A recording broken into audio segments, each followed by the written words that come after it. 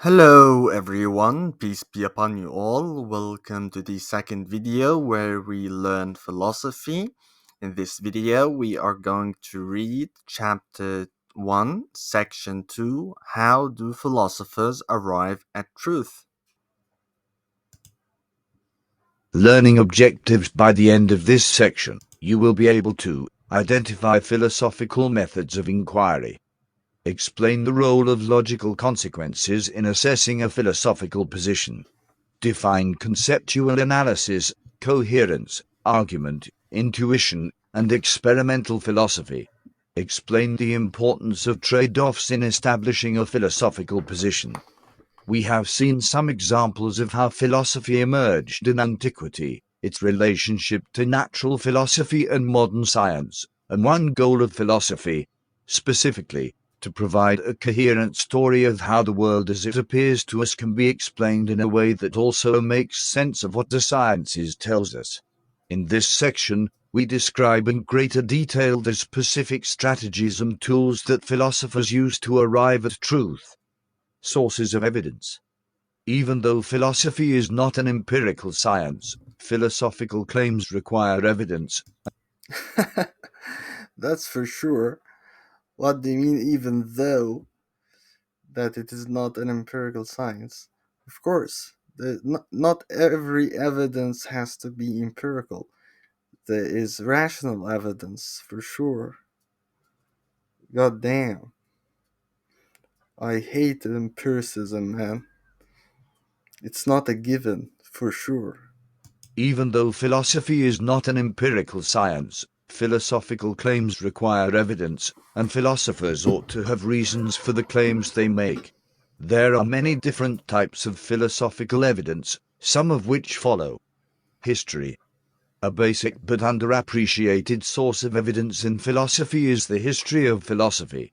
As we have already seen, philosophical thinking has its origins around the world, from the beginning of recorded history.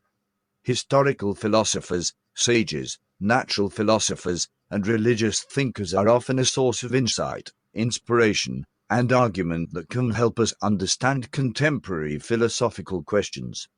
For instance, the Greeks recognized early on that there is a difference between the way we use language to talk about things, with generic terms that apply to many different things at the same time, like cat, tree, or house, and the things as they actually exist, namely, as specific, individual beings or objects.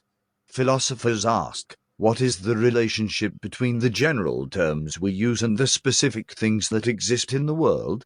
This sort of question is a perennial philosophical question. Today's philosophers have their own response to this sort of question, and their answers often respond to and are informed by the historical treatment of these issues.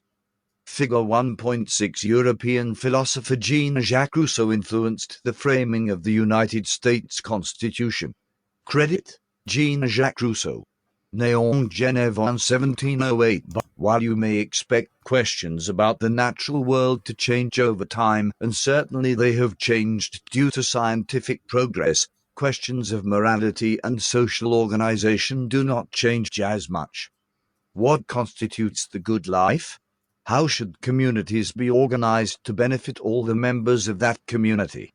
These sorts of questions stay with us throughout time. In the United States, it is common for political leaders to appeal to the founding fathers of the U.S. Constitution. People like Thomas Jefferson, Benjamin Franklin, and George Washington were heavily influenced by early modern European philosophers like John Locke, Jean-Jacques Rousseau, and Thomas Hobbes. In similar fashion, the current Chinese leader, 11 Jinping, is fond of reading and citing the foundational philosopher Confucius. Most of Eleven's addresses include quotations from Confucius, and Eleven stresses the importance of reading classical Chinese philosophers. Zhang 2015.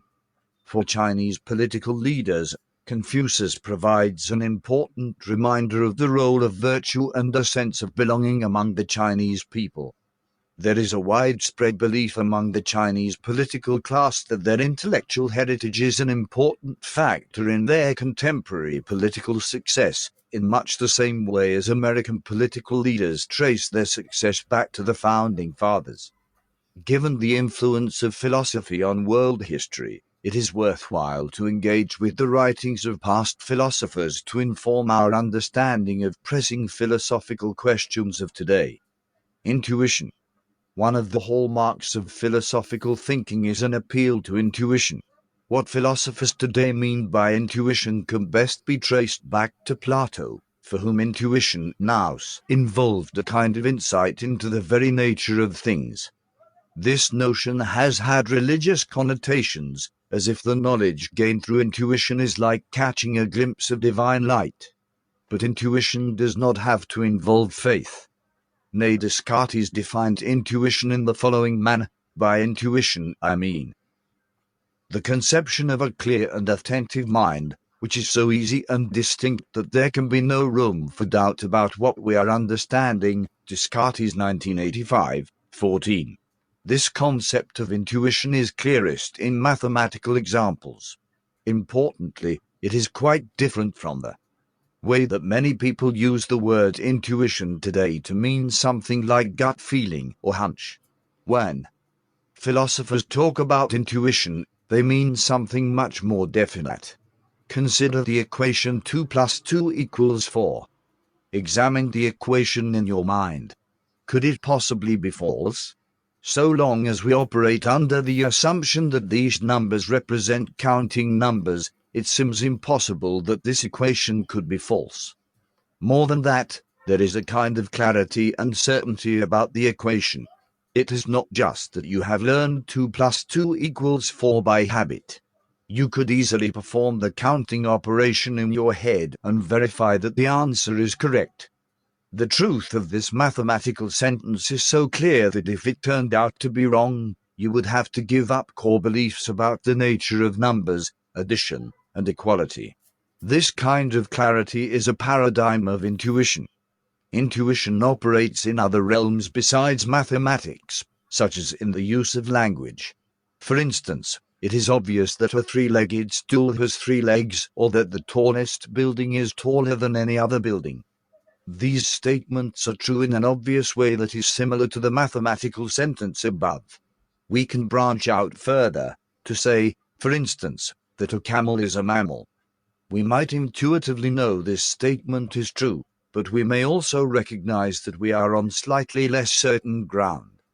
After all, whether a camel is a mammal is based on some understanding of the anatomy of a camel as well as the biological classification system that assigns animals to different classes. So the definition of camel as a mammal is not the same as a three-legged stool has three legs. Here, we can see that some statements are intuitively true by virtue of their definition. Others are intuitively true by virtue of some mental operation that we can perform very easily. Still others are intuitively true in that they rely on a body of knowledge that is commonly accepted and foundational for our understanding of the world. There are many other places outside of pure linguistic analysis and mathematics where intuitions are helpful. Consider morality. The proposition that it is better to be good than to be bad may seem similar to the statement that a three-legged stool has three legs, but the former introduces the words good and bad, which are fraught terms that produce disagreement among people. Nonetheless, while it may be difficult to agree on what constitutes good or bad, everyone probably recognizes that whatever is good ought to be better than what is bad. That seems intuitively true. On this basis, we might imagine that there are intuitive truths even in morality. As we gain confidence in the ability of intuition to reveal truth, we might be tempted to extend intuitions even further. However, when intuitions extend into areas where there is no consensus on what is true, we have to be cautious. At that point, we might be using the term intuition to stand in for belief or perspective. Such intuitions do not have the same force as the intuition that 2 plus 2 equals 4. It is not always easy to distinguish between intuitions that are certain and evident and those that are mere feelings or hunches. Recognizing that distinction is part of the practical know-how philosophers try to develop. Common sense. We ought not to neglect a third source of evidence in philosophy, namely, common sense. The idea of common sense is frequently used to describe a basic set of facts or common knowledge that any adult human being ought to possess. But common sense is rarely defined. When philosophers talk about common sense, I think there is no distinction between common sense and intuition. They're the same thing, right? We'll see. but common sense is rarely defined. When philosophers talk about common sense, they mean specific claims based on direct sense perception, which are true in a relatively fundamental sense. In other words, philosophical champions of common sense deny that one can be skeptical of certain basic claims of sense perception. Famously, early 20th century British philosopher G. E. Moore argued that a perfectly rigorous proof of the external world could be given by simply making the appropriate gesture toward his right hand and saying, "Here is one hand." So long as it is granted that the sensory perception of a hand is evidence of the existence of a hand, and that there is such a thing as a hand in the external world, then it must be granted that there is an external world. Such an argument trades on the idea that knowledge of the existence of one's own hands is something that does not need further proof. It is something we can know without proof. This idea is not something that all philosophers accept, but it is, in many cases, an important source of evidence in philosophical inquiry. At a certain point, it may be necessary to stop demanding proofs for the things we can plainly see, such as the fact that this is a hand, as we hold a hand in front of our faces and examine it. Common sense may be questioned by further philosophical interrogation, but the common sense philosopher may respond that such interrogation is either unnecessary, excessive, or misses the point. Experimental philosophy. Experimental philosophy is a relatively recent movement in philosophy by which philosophers engage in empirical. Is this a subsection?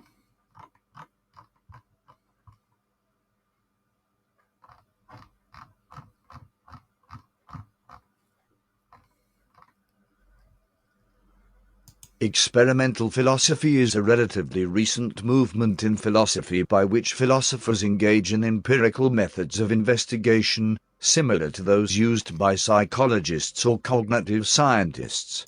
Experimental philosophy is a relatively recent movement in philosophy by which philosophers engage in empirical methods of investigation, similar to those used by psychologists or cognitive scientists. The basic idea motivating experimental philosophy is that philosophers use terms and concepts that can be tested in a laboratory. For instance, when philosophers talk about free will, they frequently cite the idea that free will is necessary to assign moral responsibility.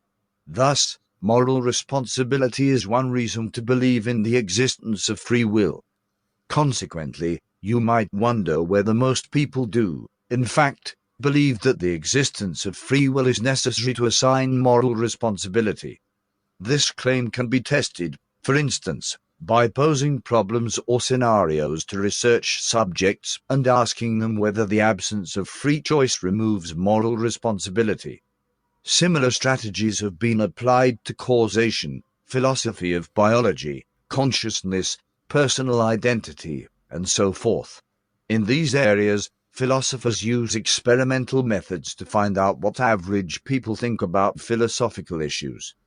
Since common sense and intuition are already a source of evidence in philosophical reasoning, it makes sense to confirm that what philosophers ascribe to common sense or intuition aligns with what people generally think about these things. Such experimental research is subject to many of the same issues that confront experimentation in the social sciences. These studies need to be replicable and ought to fall within a psychological or biological theory that helps explain them. When philosophers tread into experimental philosophy, they behave a lot more like scientists than philosophers, and they are held to the same rigorous standards as other researchers in similar experimental disciplines. Results from other disciplines. The relevance of experimental methods for philosophy suggests a broader source of evidence for philosophical claims, namely, the relevance results from other disciplines. The relevance of experimental methods for philosophy suggests a broader source of evidence for philosophical claims, namely, the results of scientific disciplines. When philosophers make claims about the natural world, they ought to be aware of what the natural sciences say. When philosophers make claims about human nature, they ought to be aware of what biology and the social sciences say. As we have already seen, there is an important difference between philosophical investigation and these various disciplines. Yet, given that philosophers attempt to gain some understanding of truth as a whole, they ought to welcome evidence from other disciplines that can help them better understand portions of that whole truth. Table 1.1 summarizes these different types of philosophical evidence. Type of evidence. Description. Example. History. The insights of historical philosophers, sages, natural philosophers, and religious thinkers can help us understand contemporary philosophical questions. The question, what is a good life, is a perennial philosophical concern. Attempts at answers from the past continue to have relevance for contemporary people. Intuition. The philosophical meaning of intuition can best be traced back to Plato, for whom intuition involved a kind of insight into the very nature of things. The truth of a mathematical sentence like 2 plus 2 equals 4 is so clear that if it turned out to be wrong, you would have to give up core beliefs about the nature of numbers, addition, and equality. Table 1.1 Types of philosophical evidence. When philosophers talk common sense. When philosophers talk about common sense, they mean specific claims based on direct sense perception. Someone who is holding their hand in front of their face can rightly claim this is my hand without having to resort to any further proofs. Experimental philosophy. The basic idea motivating experimental philosophy is that philosophers use terms and concepts that can be tested in a laboratory. A philosopher might pose scenarios to research subjects and ask them whether they believe an absence of free choice would remove moral responsibility in these scenarios, in order to test a philosophical claim about moral responsibility and free will. Results from other disciplines. Evidence from other disciplines can help philosophers better understand portions of philosophical inquiries. Information provided by other social scientists, for example, sociologists, historians, anthropologists, can be used to inform philosophical claims about human nature. Table 1.1 Types of philosophical evidence. Logic. One of the first and most reliable ways that philosophers have of verifying and analyzing claims is by using logic, which is, in some sense, the science of reasoning. So, first we have seen sources of evidence. Now we see the role of logic in philosophy. One of the first and most reliable ways that philosophers have of verifying and analyzing claims is by using logic, which is, in some sense, the science of reasoning.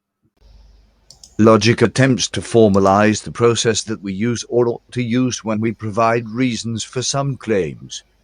By interpreting the claims we make using logic, we can assess whether those claims are well-founded and consistent, or whether they are poorly reasoned.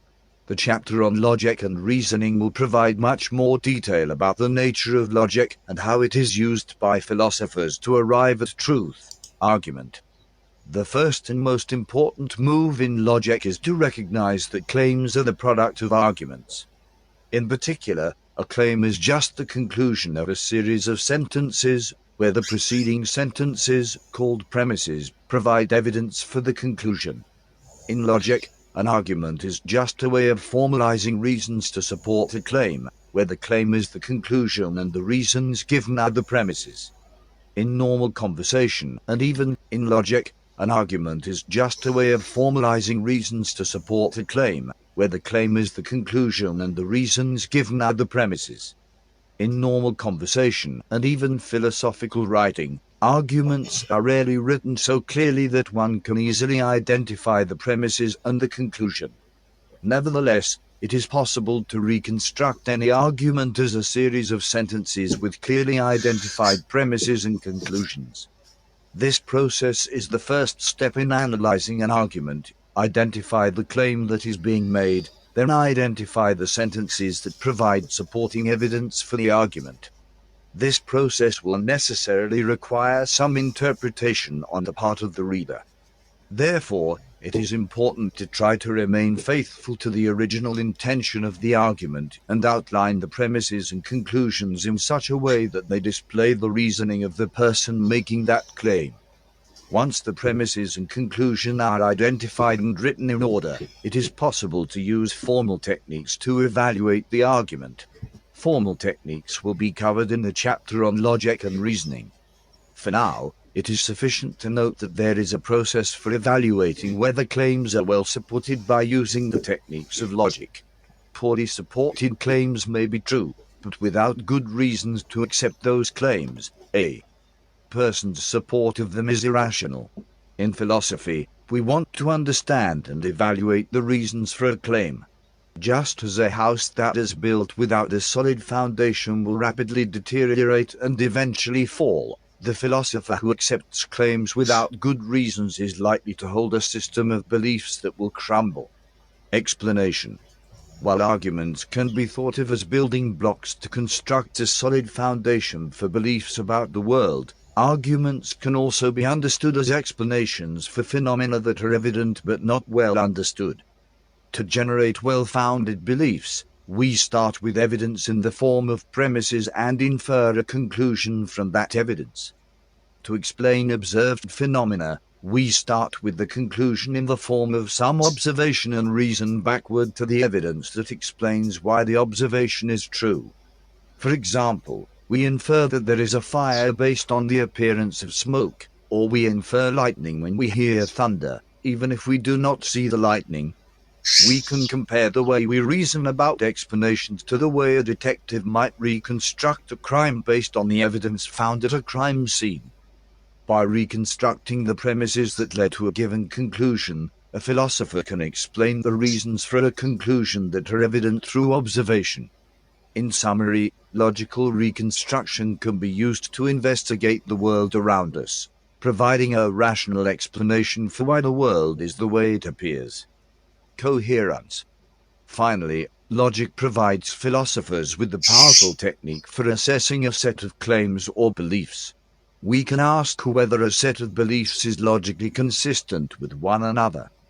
Given that we expect our beliefs to present to us a world that makes rational sense, we want those beliefs to be internally consistent. A set of beliefs or statements is coherent or logically consistent if it is possible for them to all be true at the same time. If it is not possible for statements or beliefs to be true at the same time, then they are contradictory. It seems unreasonable for a person to accept contradictory claims because a contradiction is a logical impossibility. If a person holds contradictory beliefs, then they must be wrong about at least some of their beliefs. Metaphorically, the house of beliefs in which they live must be poorly founded, at least in some places. When you are reading philosophy, you should be aware of places where the author says things that appear to be inconsistent. If you discover inconsistencies, that is a good indication that at least one of their claims is false. You may not know which claim is false, but you can know it is logically impossible for all claims to be true. When faced with the possibility of incoherent beliefs, the philosopher will need to either revise those beliefs so that they become consistent, or they will need to give up some beliefs to preserve others. Logical consistency cannot tell us that a set of beliefs is true. A complete fiction might be logically consistent. But logical consistency can tell us what is not true. It is impossible for a logically inconsistent set of beliefs to be wholly true. Conceptual analysis. One of the techniques that philosophers use to clarify and understand philosophical statements, either premises or conclusions, is conceptual analysis. Conceptual analysis involves the analysis of concepts, notions, or ideas as they are presented in statements or sentences. The term analysis has been a part of philosophical terminology and methodology since its beginning. In its most basic sense, analysis refers to the process of breaking apart complex ideas into simpler ones. Analysis also involves a cluster of related strategies that philosophers use to discover truths. Each of these techniques attempts to arrive at a clearer and more workable definition of the concepts in question. When students are asked to give a definition of some concept or term, they frequently go to a dictionary. But a dictionary provides only a description of how a concept is used in ordinary speech. A dictionary cannot tell us what the word means in a fundamental sense, because dictionary definitions never ask whether that common usage is coherent, accurate, or precise. It is up to the person engaged in reflection on the concept to figure out what the term means and whether that meaning fits within a larger understanding of the world. The next section illustrates four. What the heck does that mean? What does fitting within a large understanding of the world mean? How do you fit in that? I don't get it. It is up to the person engaged in reflection on the concept to figure out what the term means and whether that meaning fits within a larger understanding of the world. The next section illustrates four methods of analysis. Now, we will read this part slowly because it is difficult to understand. Predicates. When philosophers today talk about concepts, they are usually referring to a notion that comes from the work on logic done by German philosopher Gottlob Frege. Frege demonstrated that any sentence in natural language could be translated into a formal symbolic language, provided that we consider the sentence to be a kind of function that describes a relationship between names or objects and concepts. Kind of function that describes a relationship between names and concepts. Okay, so we have a name, function, concept, or objects and concepts. Okay. This symbolic language is what has become modern language, logic. Sorry. This symbolic language is what has become modern logic. Frege modeled his logic on mathematics with the idea that he could eliminate the ambiguity vagueness of natural language by translating it into a purely symbolic notation. Following Frege, we can break sentences into parts, including names or object identifiers and concepts or predicates.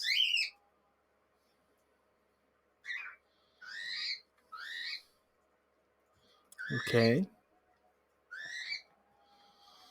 Predicates are descriptive terms like yellow, 6 feet tall, or faster than a speeding bullet.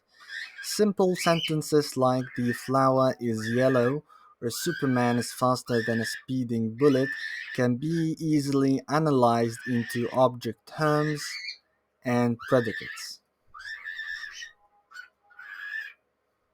So the flower would be the object term, and Superman would be the object term, and the predicates would be is yellow and is faster than a speeding bullet. But any sentence can be analyzed in multiple ways. And some sentences express multiple relations between predicates and objects. So the role of conceptual analysis is to identify the right predicates for analysis and to clarify the relationship between them. Predicates can help us clarify statements. For any sentence, we can ask what is predicated and how is it being predicated.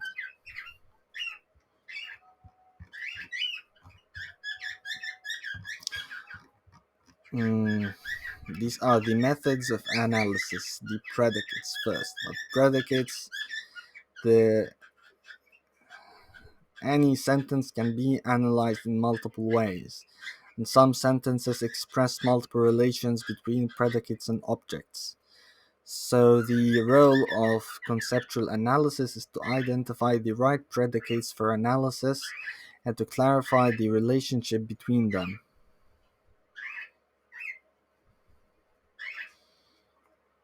I don't think I fully understand, but I think this will be elaborated later, explained later in detail. Descriptions. While the concepts that describe or categorize objects can be analyzed using predicates, while the concepts that describe or categorize objects can be analyzed using predicates, the objects themselves can be analyzed by using descriptions. Bernard Russell, Bertrand Russell, identified definite descriptions as the way to analyze proper names or objects. This his idea is that in a in a sentence like the flower is yellow or my dog likes snaps, the subject term flower or dog can be substituted with a descriptive sentence that uniquely identifies this particular flower or dog. There are unique characteristics that differentiate my dog from all others. For instance, my dog was born on a certain day, lives in a certain city, belongs to me, and occupies a specific location. Similarly, the flower can be identified by its position in a garden, field, or particular geographical location. One of Russell's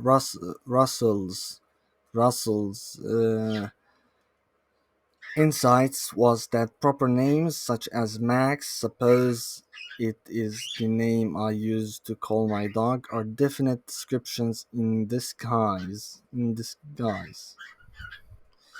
That is, any proper name can be substituted with a description that identifies the one and the only thing named.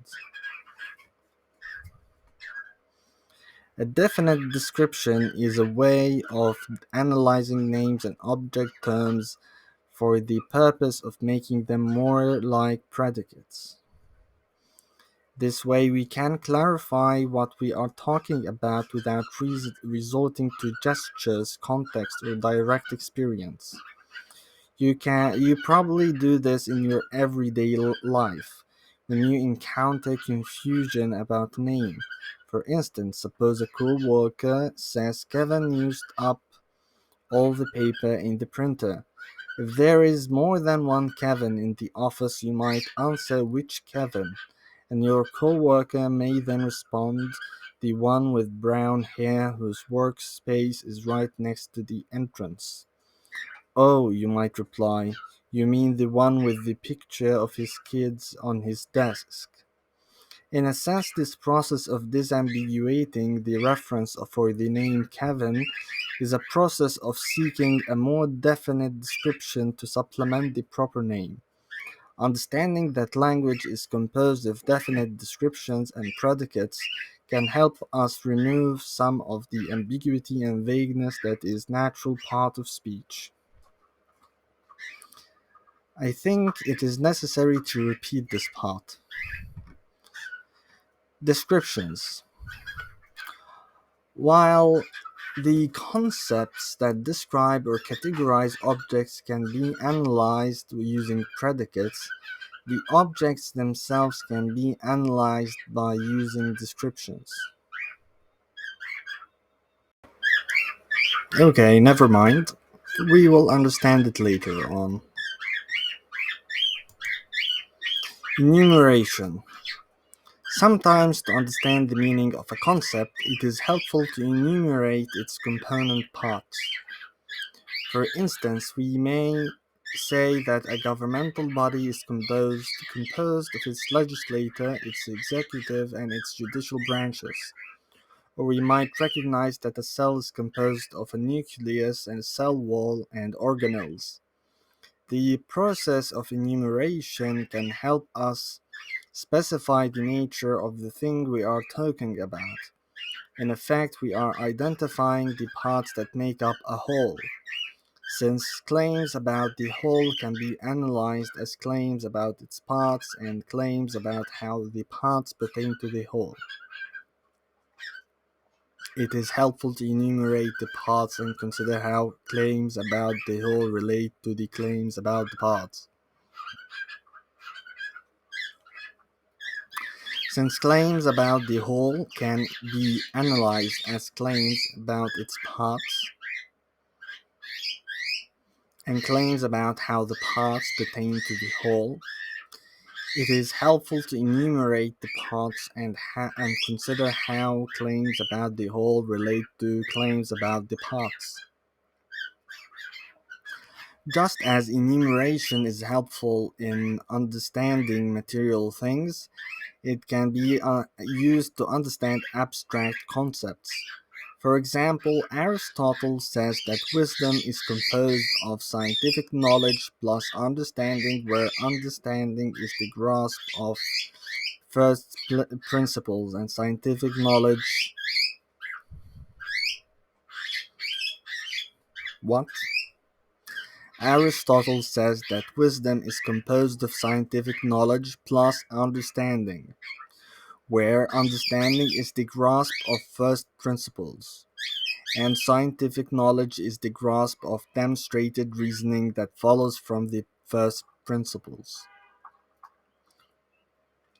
Whether or not Aristotle is correct, his enumeration may help us understand the nature of wisdom. Thought experiments. When philosophers want to clarify the relationship between concepts, they often consider hypothetical scenarios meant to isolate one or more features of a concept and place it in the appropriate relationship with other concepts. What? When philosophers want to clarify the relationship between concepts, they often consider hypothetical scenarios meant to isolate one or more features of a concept and place it in the appropriate relationship with other concepts. Such hypothetical scenarios are called thought experiments. These imaginative scenarios allow us to test or compare concepts to better understand their connections and logical consequences. These imaginative scenarios allow us to test or compare concepts to better understand their connections and logical consequences. Philosophers have used thought experiments for as long as we have a written record of philosophical thought. For instance, Plato devised an elaborate thought experiment in the Republic, in which he depicts Socrates and several of his friends describing an ideal city. The premise of this thought experiment is that if the philosophers could describe an ideal city in detail, they would be able to identify which part of the city gives rise to justice. Aristotle, a Greek philosopher who followed Plato, arrives at the famous claim that nature abhors a vacuum, i.e., nature would not allow empty space between matter, by constructing a thought experiment. To argue for this conclusion, Aristotle assumes that there is such a void and then asks how could one know the distance between 2 points in a vacuum? If there is a distance between 2 points, Aristotle reasons that distance that distance would have to be the property of something, but by hypothesis there is nothing between the 2 points. It is a pure void. Aristotle bases his reasoning on the idea that it is impossible for properties to exist without something they are the property of.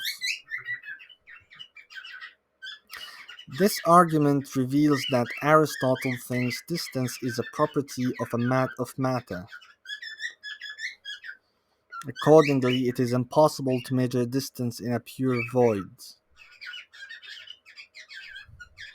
Therefore, Aristotle reasons it is not possible for a void to exist because it would occupy a distance that has no measure. Puzzles like this one can prompt fruitful philosophical reflection. What do you think about it? I don't understand it in the first place to think about it. Let's read it again.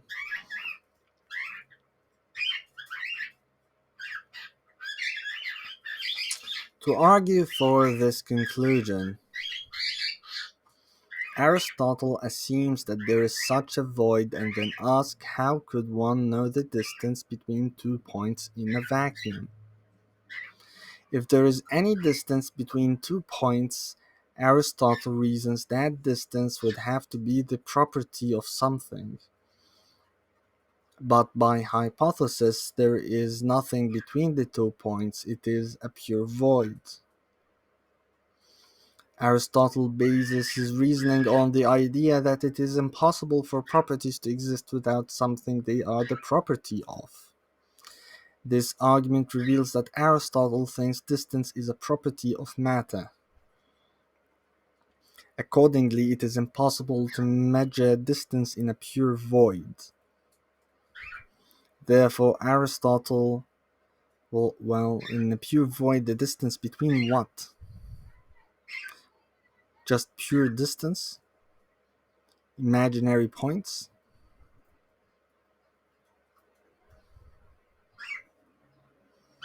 Therefore, Aristotle reasons it is not possible for a void to exist because it would occupy a distance that has no measure.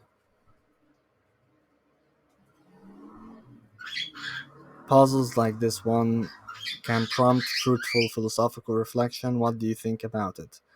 I cannot think about it still. I don't get it, at least entirely. Anyway, let's continue. Thought experiments are also common in ethics as a way of testing out moral theories. A moral theory could be supported by a thought experiment if the result of applying the theory to a hypothetical case made good moral sense. On the other hand, the thought experiment might undermine the moral theory by demonstrating that when the theory is applied, it results in an absurd or immoral outcome.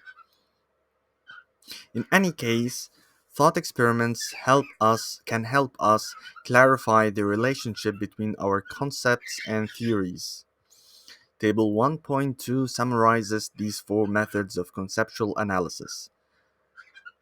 Type of conceptual analysis, description, application. First, predicates. Predicates, the description of predicates is that they are descriptive terms like yellow or 6 feet tall. The role of conceptual analysis is to identify the right predicates for analysis and to clarify the relationship between them. Application. Predicates can help us clarify statements for any sentence. We can ask what is being predicated and how is it being predicated. Type 2. Descriptions. Description of description. A definite description is a way of analyzing names and object terms for the purpose of making them more like predicates. This way we can clarify what we are talking about without resorting to gestures, context, or direct experience. Application. Understanding that language is composed of definite descriptions and predicates can help us remove some of the ambiguity and vagueness that is a natural part of speech. Type 3. Enumeration. The process of enumeration can help us specify the nature of the thing we are talking about. In effect, we are identifying the parts that make up a whole.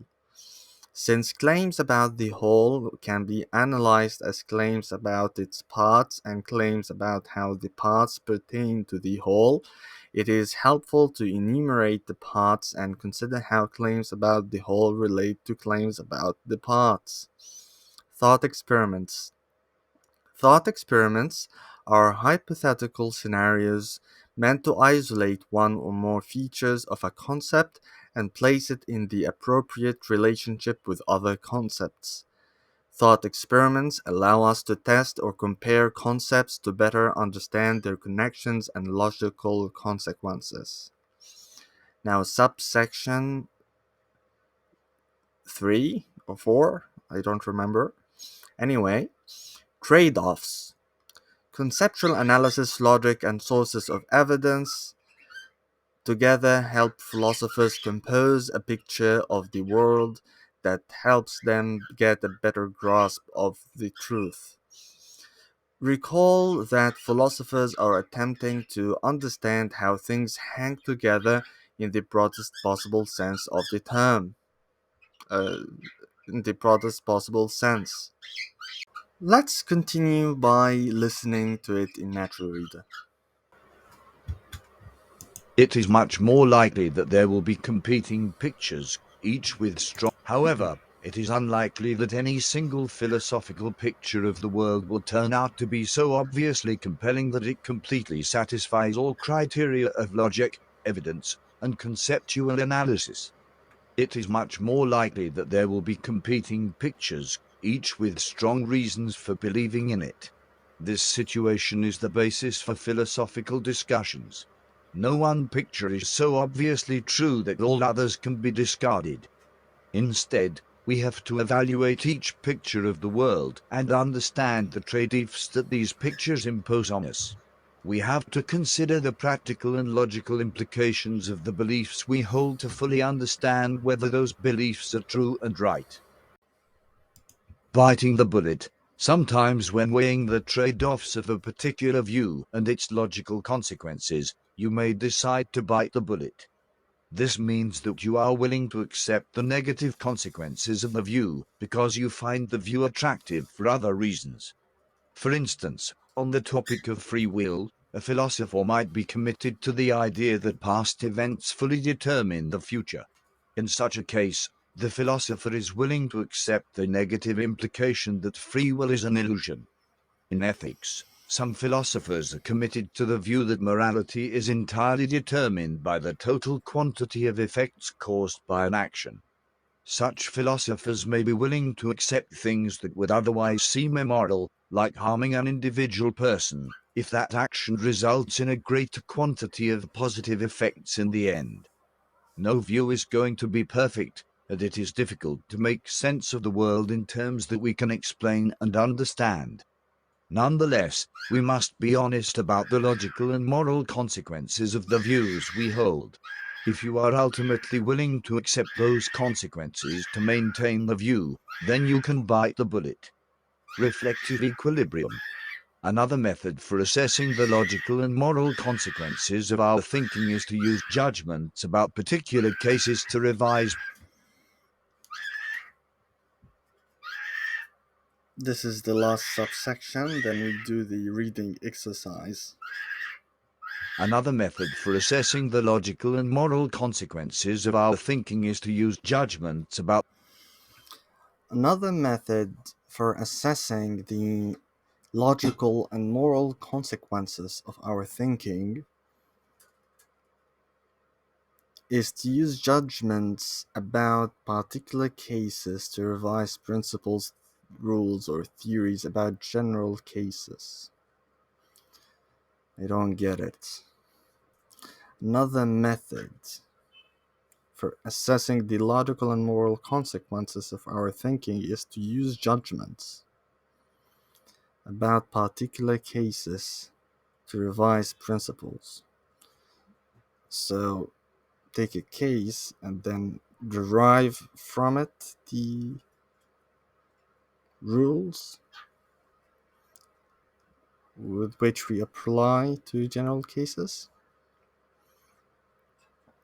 This process of going back and forth between an assessment of the coherence of the theory and judgments about practical applied cases is called reflective equilibrium.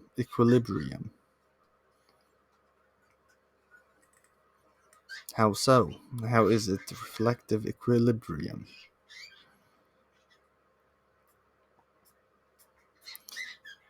This process requires the revision of a theoretical and principled stance based on practical judgments about particular cases. I don't understand. Reflective equilibrium is achieved when you are able to establish some coherence between your theoretical and practical beliefs. Reflective equilibrium is a kind of coherence method. That is, reflective equilibrium justifies beliefs by assessing their logical consistency, as opposed to a traditional coherence approach. However, reflective equilibrium encourages the use of practical and applied judgments about cases as part of the set of beliefs that is logically consistent. Reflective equilibrium is an important method for introductory students to understand because students are frequently tempted to think they It is important to understand, yet I do not understand it, unfortunately. Reflective equilibrium is an important method for introductory. Another method for assessing the logical and moral consequences of our thinking is to use judgments about particular cases to revise principles, rules, or theories about general cases. This process of going back and forth between an assessment of the coherence of the theory and judgments about practical, applied cases is called reflective equilibrium. But if we extract opinions or principles from prejudgments, this is not a correct method, I think. For example, if we take something to be bad and conclude from that there are bad things, that's not a good method.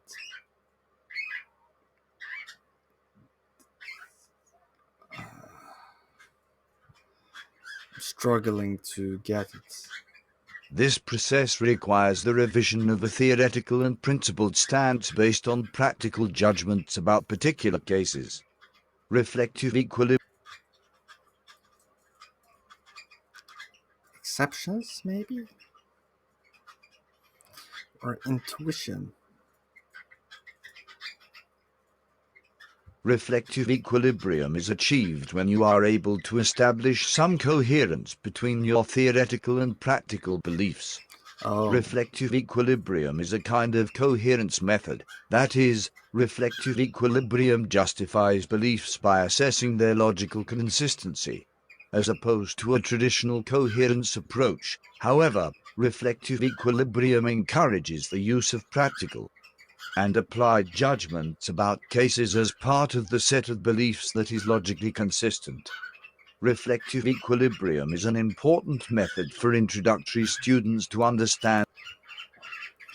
perhaps, from what I understand, we may judge practically that fire is dangerous. So you cannot have a theory that contradicts what you practice. This way you would be inconsistent, I think. So your theoretical commitment should be should cohere with, if that's a word, is cohering a word, should be coherent with what you actually do,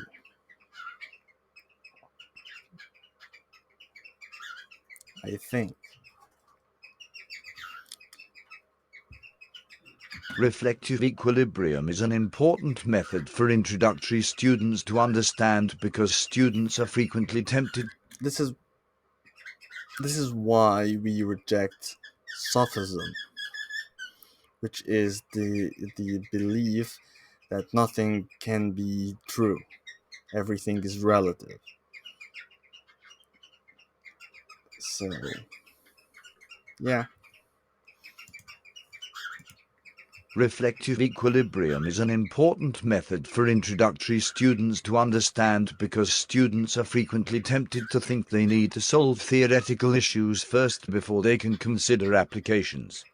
Or they may choose a theory and then try to apply it to cases.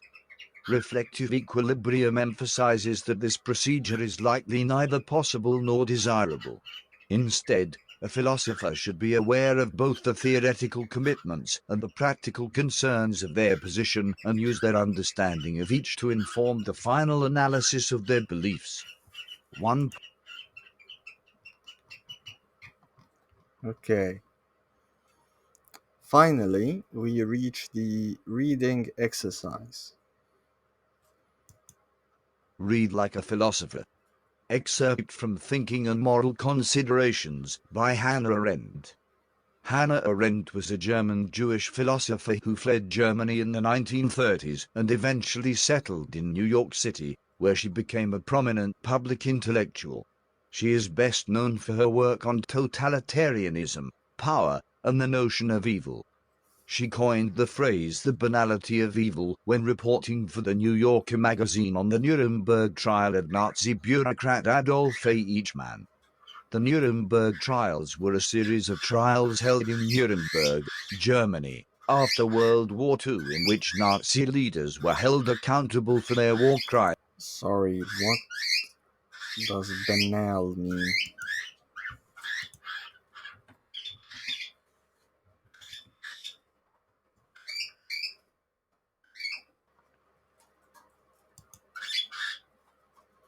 So lacking in originality as to be obvious and boring.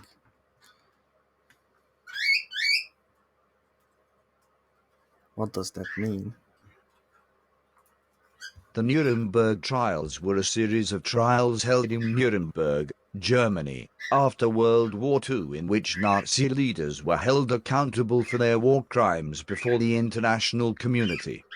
Subsequently, Arendt wrote the article Thinking and Moral Considerations, in which she describes the ways that each man's inability or unwillingness to consider the real, moral consequences of his actions caused him to behave in radically immoral ways.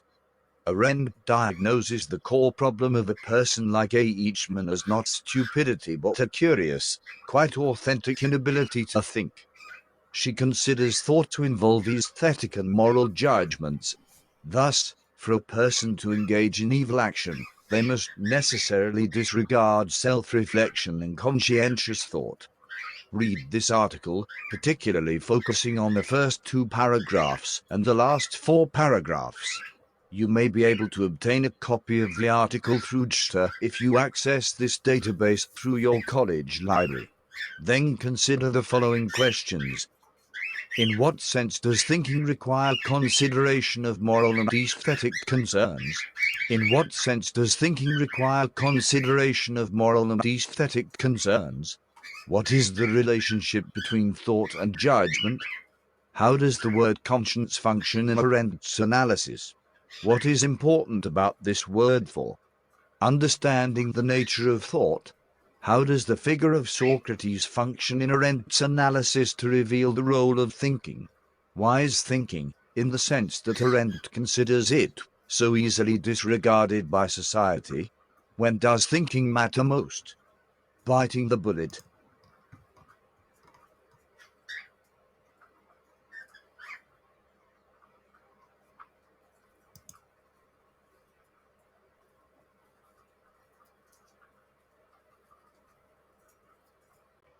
So apparently, natural reader cannot read this, so we will read it ourselves. Thinking and Moral Considerations, a lecture by Hannah Arendt. To talk about thinking seems to me so presumptuous that I feel I owe you a justification. Some years ago, reporting the trial of Eichmann in Jerusalem, I spoke of the banality of evil. Eichmann is a Nazi, a high officer, one in the not officer, but a high uh, bureaucrat, something like a minister or the like, who held huge power but worked like a bureaucrat, just following orders, killing millions of Jews in a banal bureaucracy, without any wickedness or evil intention, just following orders. This is what she means with the banality of evil. Some evil, of course, not all evil. Some evil is very wicked.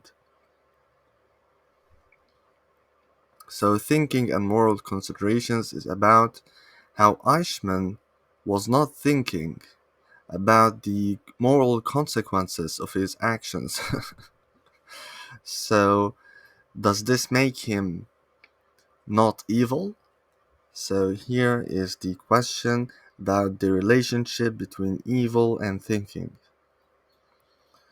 So, she says, some years ago, reporting the trial of Eichmann in Jerusalem, I spoke of the banality of evil, and meant with this no theory or doctrine, but something quite factual: the phenomenon of evil deeds committed on a gigantic scale, which could not be traced to any particularity of wickedness, pathology, or ideological conviction in the doer, whose only personal distinction was a perhaps an extraordinary shallowness.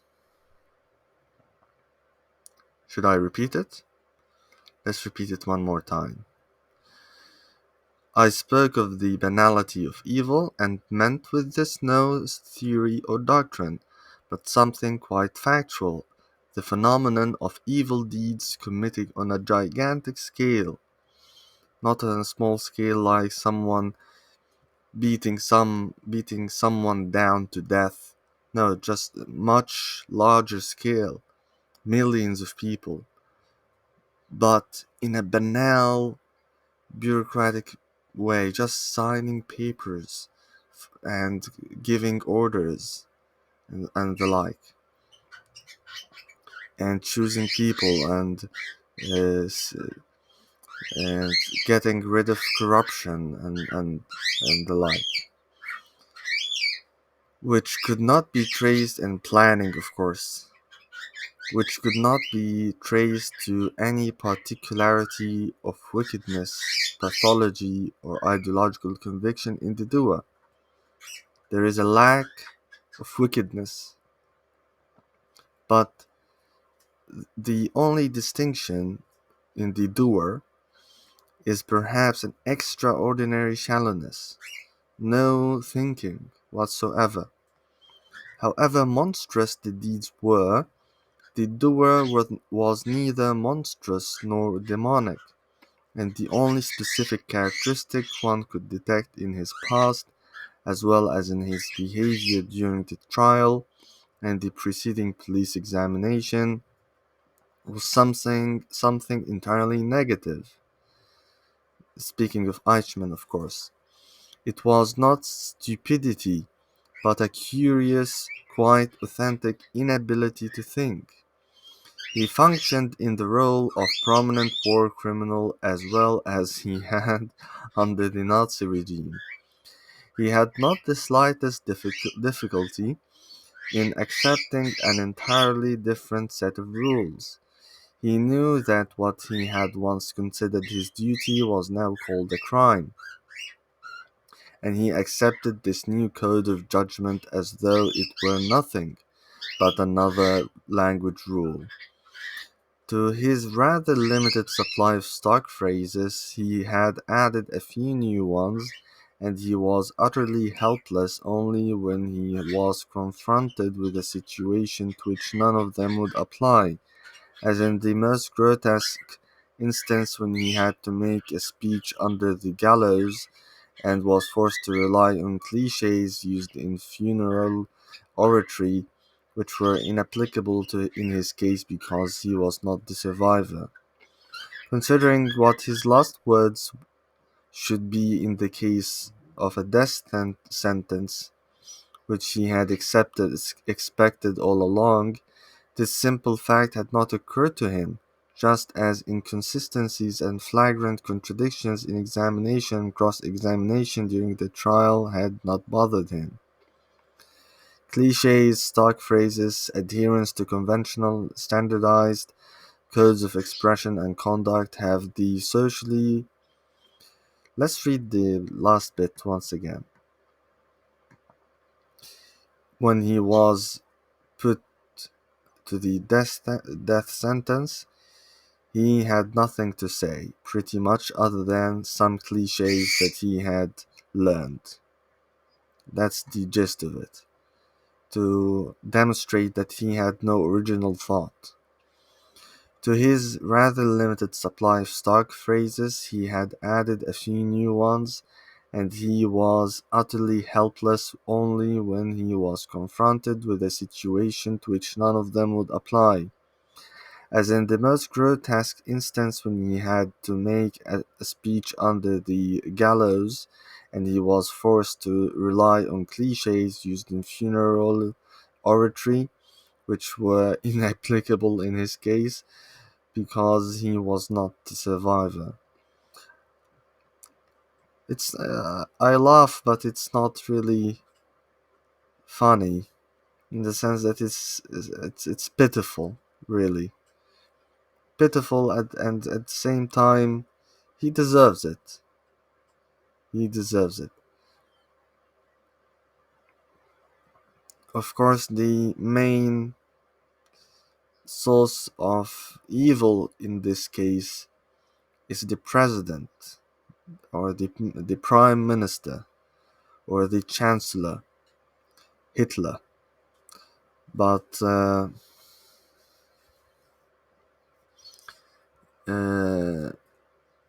in this case, he was just a tool.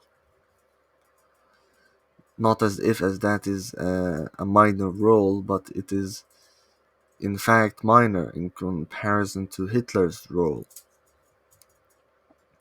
Anyway, considering what his last words should be in case of a death sentence, which he had expected all along, this simple fact had not occurred to him, just as inconsistencies and flagrant contradictions in examination cross-examination during the trial had not bothered him. Cliches, stock phrases, adherence to conventional standardized codes of expression and conduct have the socially recognized function of protecting us against reality, that is, against the claim on our thinking attention which all events and facts arouse by virtue of their existence. In other words, cliches, stock phrases, adherence to conventional standardized codes of expression and conduct have the socially recognized function of protecting us against thinking. If we were responsive to this claim all the time, the claim on our thinking, we would soon be exhausted, thinking all the time. The difference in Eichmann was only that he clearly knew of no such claim at all. The total absence of thinking attracted my interest. Is evil doing not just the sense of omission, but the sense of commission possible in the absence of not merely base motives, as the law calls it, but of any motives at all, any particular prompting of interest or volition. Is evil doing not just the sins of omission, but the sins of commission, possible in the absence of not merely base motives, but of any motives at all, any particular prompting of interest or volition?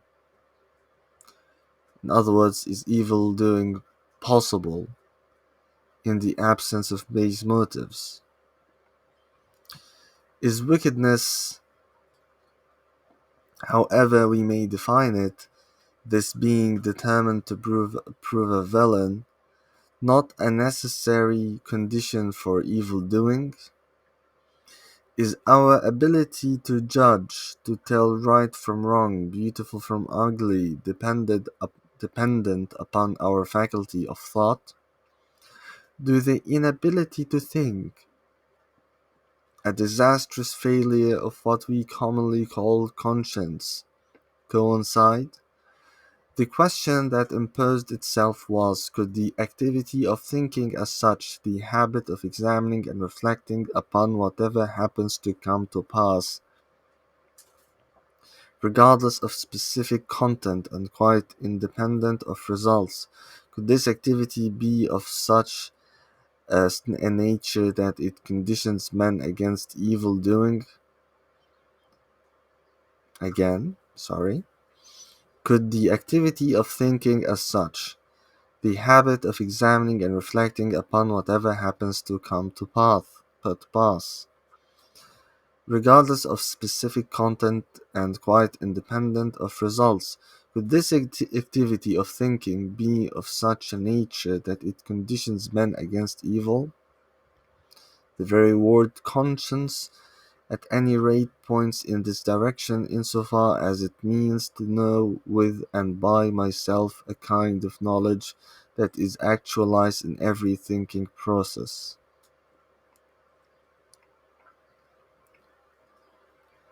A kind of knowledge that is actualized in every thinking process. Conscience. Finally, is it not the urgency of these questions enforced by the well-known and rather alarming fact that only good people are ever bothered by a bad conscience, whereas it is a very rare phenomenon among real criminals? Bad conscience means no conscience, or means, I forgot. A bad conscience is that painful feeling you get when you say something hurtful. Okay. Good conscience is the conscience that is relaxed. Finally, is it not the urgency of these questions enforced by the well-known and rather alarming fact that only good people are ever bothered by a bad conscience, whereas it is a very rare phenomenon among real criminals? A good conscience does not exist except as the absence of a bad one. Now we read the last two pages, the last four paragraphs, as they said. Thinking in its non-cognitive, non-specialized sense as a natural need of human life, the actualization of the difference given in consciousness is not a prerogative of the few but an ever-present faculty of everybody. By the same token, I hate long sentences. It is very hard to digest.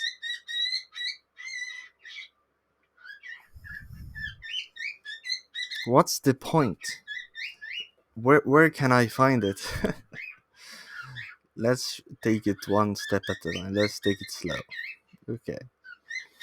Thinking in its non cognitive, non specialized sense as a natural need of human life, the actualization of the difference given in consciousness. What does this phrase mean?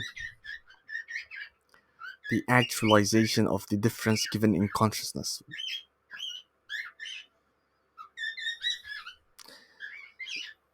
Does she mean difference, not in sense of difference, but difference, like a sense, the other sense of difference,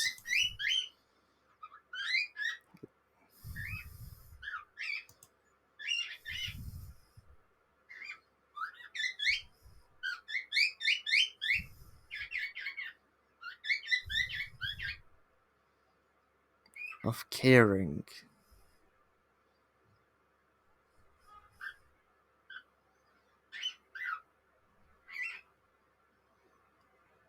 the opposite of not caring, indifference and difference, perhaps.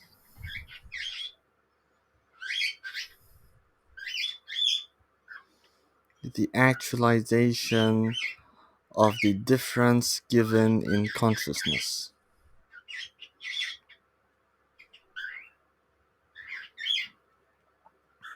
is not a prerogative, meaning a right, an exclusive right of the few, but an ever present faculty of everybody. Okay, so far we get it. By the same token, inability to think is not the prerogative of those many who lack brain who lack brain power, but the ever-present possibility for everybody, scientists, scholars, and other specialists in mental enterprises not excluded, to shun that intercourse with oneself. What the heck is intercourse with oneself? Whose possibility and importance Socrates first discovered.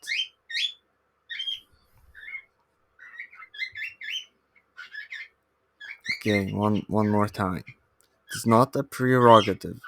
It is an ever-present possibility to not think.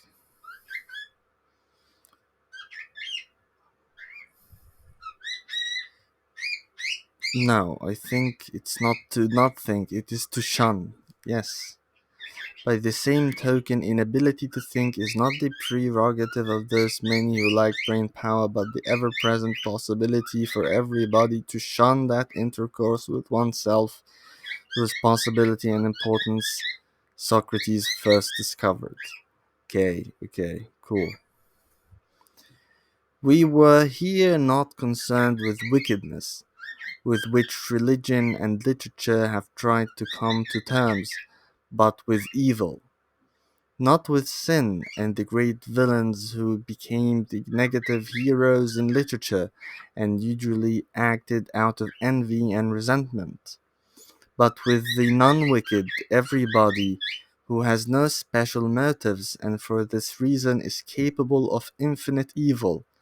Unlike the villain, he never meets his midnight disaster. For the thinking ego and its experience, conscience that fills a man full of obstacles is a side effect. For the thinking ego and its experience, conscience that fills a man full of obstacles is a side effect.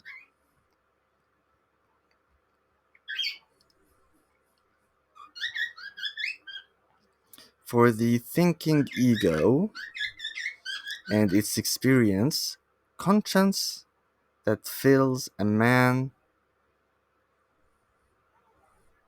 full of obstacles is a side effect. Okay, I got it. And it remains a marginal affair for society at large, except in emergencies. Conscience, that is. So, Conscience is the side effect of thinking, of having an ego. And this conscience is marginal except in emergencies. For thinking as such does society little good, much less than the thirst for knowledge in which it is used as an instrument for other purposes.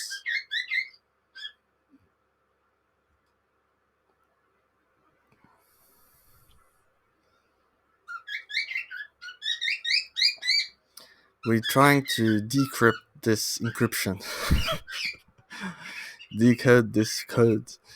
I do not understand this language. For thinking as such does society little good, much less than the thirst. Thinking as such alone does society little good, much less than the thirst for knowledge in which it is used as an instrument for other purposes. That's why it's marginal. It does not create values. It will not find out once and for all what the good is, and it does not confirm but rather dissolves accepted rules of conduct. It does not create values and what is thinking, and it will not find out once and for all what the good is, and it does not conform but rather dissolves accepted rules of conduct. How does it dissolve accepted rules of conduct? Its political and moral significance comes out only in those rare moments in history when things fall apart, the center cannot hold, mere anarchy is loosed upon the world, when the best lack all conviction, while the worst are full of passionate intensity.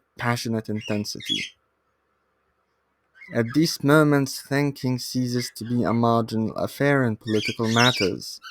When everybody is swept away unthinkingly by what everybody else does and believes in, those who think are drawn out of hiding because their refusal to join is conspicuous and thereby becomes a kind of action. The purging element in thinking, Socrates' midwifery, that brings out the implications of unexamined opinions and thereby destroys them, values, doctrines, theories, and even convictions, is political by implication. The purging element in thinking, what does midwifery mean?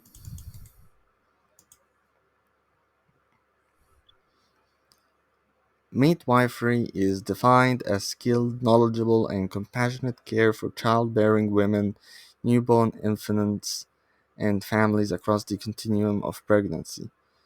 Of course, this is a metaphor, but what is a metaphor for? I don't get it.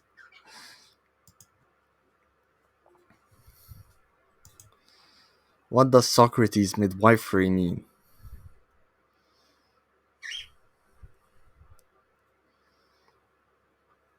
The purging element. Perhaps this is a well-known expression, Socrates' midwifery.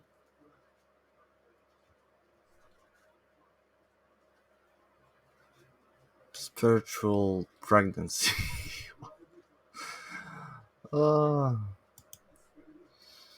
in the midwife metaphor, Socrates teaches his pupils to give birth to their own truth by exercising their freedom to question, examine, and diagnose or judge for themselves.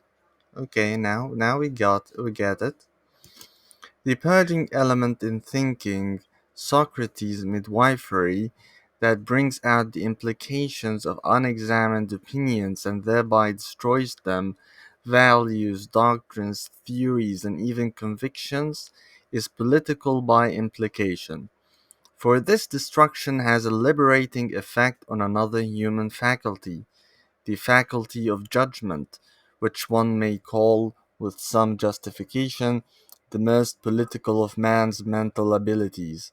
It is the faculty to judge particulars without subsuming them under those general rules which can be taught and learned until they grow into habits that can be replaced by other habits and rules.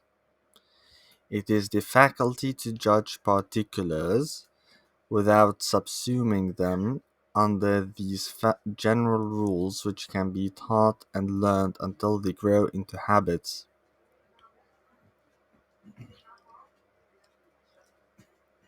It is the faculty to judge particulars without subsuming them under those general rules which can be taught and learned until they grow into habits that can be replaced by other habits and rules. The faculty of judging particulars, as Kant discovered it, the ability to say this is wrong, this is beautiful, etc., is not the same as the faculty of thinking. Thinking deals with invisible, with representations of things that are absent.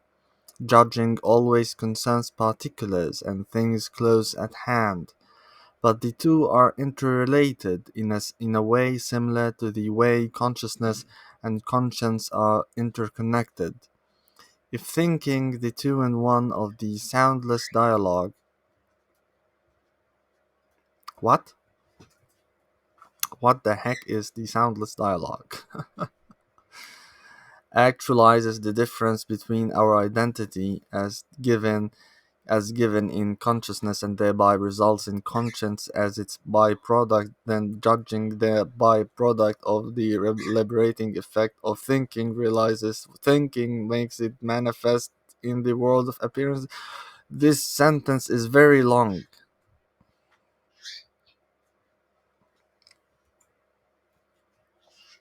Last three sentences. Let's push through. Let's push through.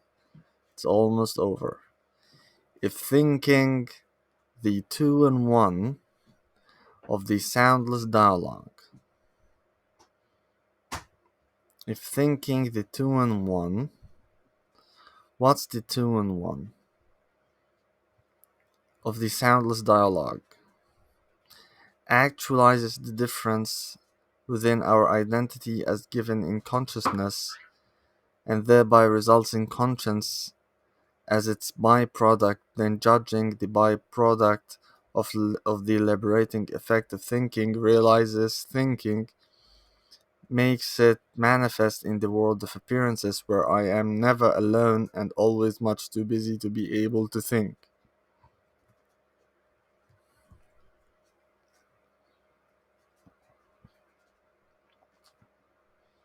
If thinking, the two in one of the soundless dialogue actualizes the difference between our identity as given in consciousness and thereby results in conscience as its byproduct, then judging the byproduct of the liberating effect of thinking realizes thinking makes it manifest in the world of appearances where I am never alone and always much too busy to be able to think.